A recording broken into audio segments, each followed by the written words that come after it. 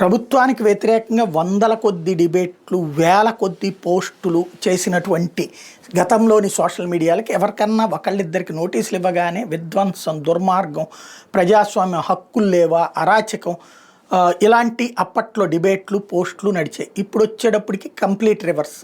తంతే తప్పేంటి, ఎందుకు కేసు పెట్టరు, ఎందుకు లోపల వేయరు, ఎందుకు ఆయన మూసేయరు, ఎందుకు ఈయన మూసేయరు, వాడికి అది భావ ప్రకటన స్వేచ్ఛ అవుతుంది, అది దుర్మార్గం అని మాట్లాడే వాళ్ళ సంఖ్య పెరిగిపోయింది.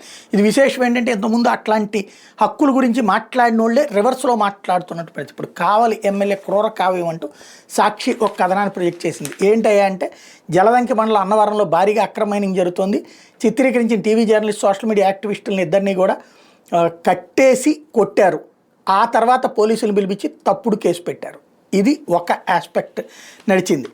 అదే సందర్భంలో ఇట్లాంటి ఇన్సిడెంట్స్ అన్నటువంటిది ఒక రొటీన్ కాన్సెప్ట్ కిందన తయారవుతుంది.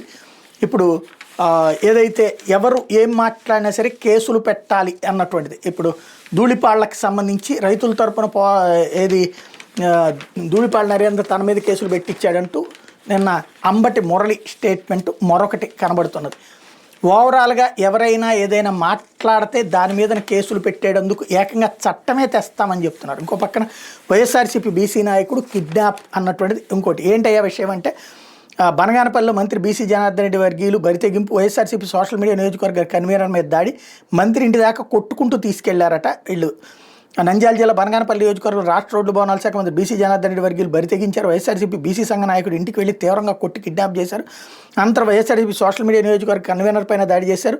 ఇందుకు సంబంధించిన వివరాలు చూస్తే మంత్రి బీసీ జనార్దన్ రెడ్డి సొంత గ్రామమైన యనకండ్లలో మంగళవారం ఉదయం 7:30 గంటలకు వైఎస్ఆర్సీపీ బీసీ సంఘ నాయకుడు వడ్డీ సుబ్బరాయుడు ఇంటికి టీడీపీకి చెందిన కొందరు వెళ్ళి మంత్రి బీసీ పిలుస్తున్నారు రా అని పిలిచారు. దౌర్జన్యంగా ఇంట్లోకి విచక్షణారహితంగా కొట్టుకుంటూ బయటికి ఇడ్చుకొచ్చి బలవంతంగా కారులో ఎక్కించుకుని కిడ్నాప్ చేశారు. అడ్డుకోబోయిన కుటుంబ సభ్యులపైన దాడి చేశారు. తలుపులు ధ్వంసం చేశారు. ఈ ఘటన చిత్రీకరిస్తున్న సెల్ ఫోన్లను సైతం లాక్కుని పగలగొట్టారు.